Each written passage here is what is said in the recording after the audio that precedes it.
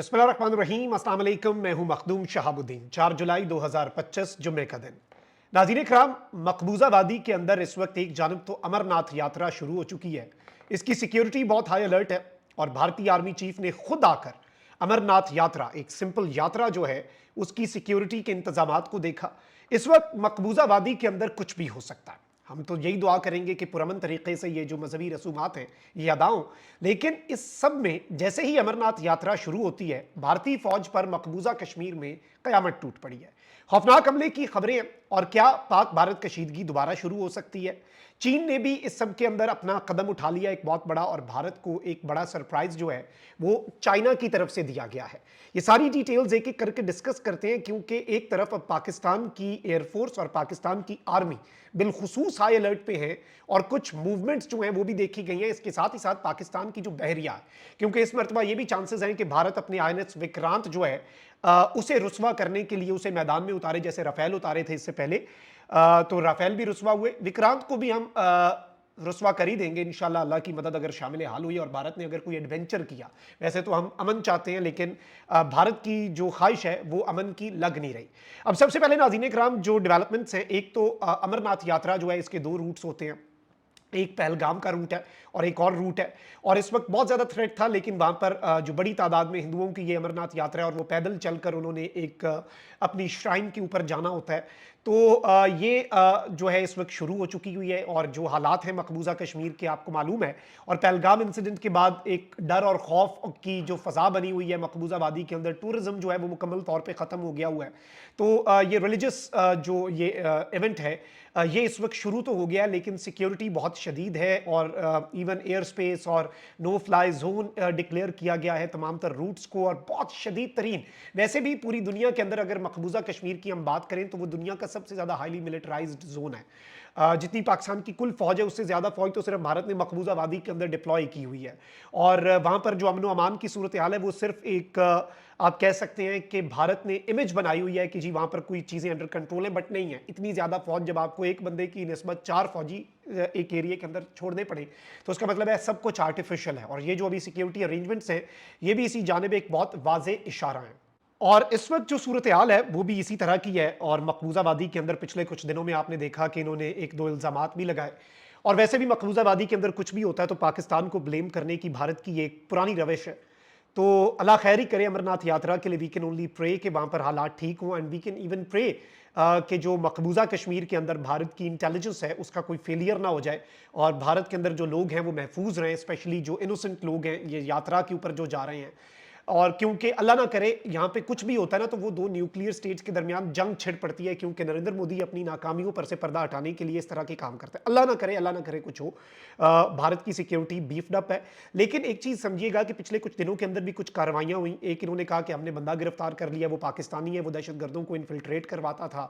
फिर इवन अगर ये किसी के साथ भी वहाँ पर कोई एनकाउंटर होता है, कुछ भी होता है, तो उसमें सिर्फ और सिर्फ एक ही बात की जाती है, और वो एक बात यह है कि पाकिस्तान लिंक जो है उस पर ये हमेशा इंडिया वाले जो हैं वो बात करते हैं। तो इसलिए भी इस पूरी अमरनाथ यात्रा और इसकी सारी जो कंसर्निंग डेवलपमेंट्स हैं उन्हें भी हमें देखना पड़ेगा। और अमरनाथ यात्रा के दौरान मकबूजा कश्मीर के अंदर दीगर इलाकों के अंदर होने वाली चीजें जो हैं उन्हें भी समझना जो है वो बहुत ज्यादा जरूरी हो चुका है। और इस सब के अंदर मैं आपको ये बता दूं कि इस वक्त नाज़रीन कराम भारतीय मीडिया से कुछ रिपोर्ट्स आ रही हैं कि किश्तवाड़ का एरिया है, और वहां पर एक एनकाउंटर जो है वो वहां की जो फोर्सेस है उनका और वहां पर जो कुछ लोग हैं उनके साथ इनकी कोई फायरिंग का तबादला हुआ है। और इस वक्त बताया गया है कि जी भारतीय मीडिया का ये दावा है कि जी सिक्योरिटी फोर्सेस और जो टेररिस्ट हैं, ये इंडियन मीडिया कह रहा है कि जी उनके दरमियान बड़ा एक फियर्स एनकाउंटर हुआ, बहुत फियर्स एक्सचेंज ऑफ फायर हुआ। और ये चतरू एरिया है किश्तवाड़ डिस्ट्रिक्ट का, जम्मू एंड कश्मीर के अंदर। और एक ऐसे मौके के ऊपर जब अमरनाथ यात्रा जो है उनके पहला काफिला जो है, पहला बैच जो है वो अंडरवे था, और जो होली केव श्राइन जिस गार की तरफ वो जा रहे हैं वो निकलना था, एन उसी वक्त पे ये कार्रवाई जो है ये भी हुई है। और इसमें अब नाज़रीन इकराम ये क्या कहते हैं, और ये अब इंडियन मीडिया की खबर है, डेली पायनियर ये वहीं का एक इंडियन मीडिया आउटलेट है, कहता है कि 2 से 3 पाकिस्तानी टेररिस्ट, पाकिस्तानी इनके लफ्ज का ऊपर गौर कीजिएगा, कोई सबूत नहीं पर still believed to be affiliated with Jaish are reportedly trapped in the ongoing operation codenamed Operation CHAS। यानी ये जो ऑपरेशन चल रहा है इसके अंदर ये ट्रैप हो चुके हैं 2 से 3 पाकिस्तानी टेररिस्ट इनके मुताबिक। और ये कहते हैं कि जी जो व्हाइट नाइट कोर है, उसने कहा है कि ये स्पेशल और स्पेसिफिक इंटेलिजेंस बेस्ड इनपुट्स थी और दहशतगर्दों की हमारे पास कंजल मुंडू एरिया जो है वहां पर प्रेजेंस की तला थी, इसलिए हमने यहां पर एक जो हुआ है, जो भी एक आप उसे एनकाउंटर कह लें या फायरिंग का तबादला कह लें, और इसमें ये कहते हैं कि ज्वाइंट सर्च ऑपरेशन जो है वो जारी है और दहशतगर्दों के साथ इस वक्त चीज़ें जो है वो चल पड़ी हैं। अलबत्ता इस वक्त कुछ मकामी नाज़रीन कराम जो जराए हैं वो ये बता रहे हैं कि इंडिया के कुछ फौजी जो हैं वो भी इसमें क्रिटिकली इंजर्ड हुए हैं, सिर्फ इंजर्ड नहीं बल्कि क्रिटिकली इंजर्ड हुए हैं, और ये एक कोई छोटी डेवलपमेंट नहीं है, क्योंकि इस डेवलपमेंट को भी डायरेक्टली इनडायरेक्टली इंडियन मीडिया जो है वो पाकिस्तान के साथ ही लिंक कर रहा है। और एक तरफ तो ये सब कुछ है और ये बहुत आम है, इन तमाम तर डेवलपमेंट्स को हमें बहुत ज़्यादा देखना भी पड़ेगा, बहुत ज़्यादा समझना भी पड़ेगा और इसे हम बहुत क्लोजली ऑब्जर्व भी करेंगे।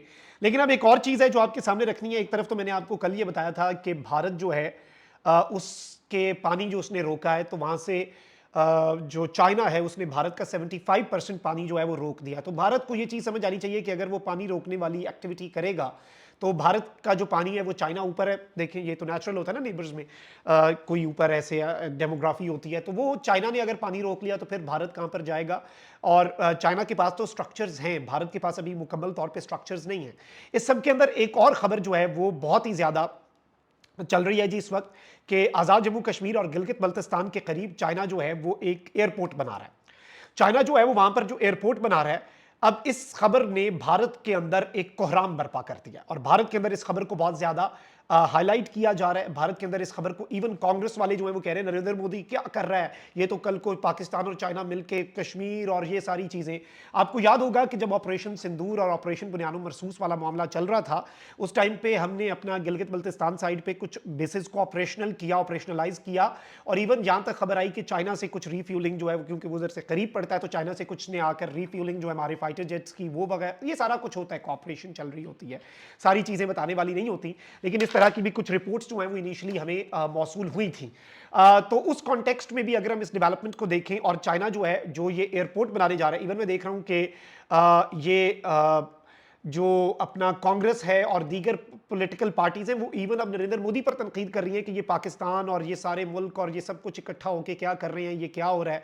और आई थिंक कि ये चीज़ें जो हैं ये इन द कमिंग डेज आप देखेंगे कि मामलात जो हैं ये बड़े इंटरेस्टिंग हो जाएंगे और ये किस तरफ को चीज़ जाती है। लेकिन नरेंद्र मोदी के लिए परेशानी है, क्योंकि वो एक स्ट्राइक की और इस तरह की चीज़ों की तैयारी तो कर रहा है, लेकिन उसे ये नहीं पता कि पाकिस्तान भी कोई ना कोई तैयारी कर रहा होगा। उसे लग रहा है कि जो पाकिस्तान ने बुनियानो मरसूस में सरप्राइजेस दिए, वो उसकी तैयारी करके अगली दफ़ा आएगा, एग्जाम का रट्टा लगा के ये यही सवाल आएंगे, भाई हम पागल हैं, हमने अगली दफा आपके लिए नया क्वेश्चन पेपर रखा हुआ है, और वो तो अगले पिछले आपके सारे कॉन्सेप्ट क्लियर कर देगा कि पाकिस्तान की तरफ से जब जब एग्जाम आएगा, जब जब आपको इम्तिहान फेस करना पड़ेगा ना, आपके लिए हर चीज आउट ऑफ सिलेबस आएगी। पाकिस्तान की कौम का अज़म भी आउट ऑफ सिलेबस था ना आपके लिए, हमारी यूनिटी भी आउट ऑफ सिलेबस थी, हमारी एरियल पावर जो है, जो फजाई ताकत है, वो भी आउट ऑफ सिलेबस थी, हमारा फतह मिसाइल जो है वो भी आपके लिए आउट ऑफ सिलेबस था, हमारी कौम भी आउट ऑफ सिलेबस थी, और अल्लाह की नुसरत जो हमारे साथ है वो भी आपको लग रहा था कि शायद पता नहीं कोई एवं बात है, लेकिन आपने ये देखा।